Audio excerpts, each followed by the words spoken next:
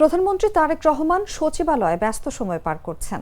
রোববার সকাল ৯টার পরপরই তিনি বাংলাদেশ সচিবালয়ে তার কার্যালয়ে উপস্থিত হন।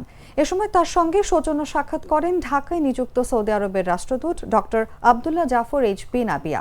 বেলা 11টায় সচিবালয়ের মন্ত্রিপরিষদ বিভাগে তাদের মধ্যে এই সাক্ষাৎ অনুষ্ঠিত হয়।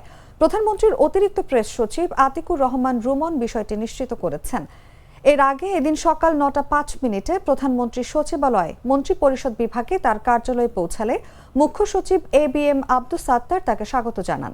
এদিকে বেলা ১২টায় রাজধানীর হযরত শাহজালাল আন্তর্জাতিক বিমানবন্দরের তৃতীয় টার্মিনাল সংক্রান্ত একটি সভা শেষে ১২:৩০টায় বিভিন্ন মন্ত্রণালয়ের কয়েকজন মন্ত্রী প্রধানমন্ত্রী তারেক রহমানের সঙ্গে বৈঠক করবেন বলে জানানো হয়েছে।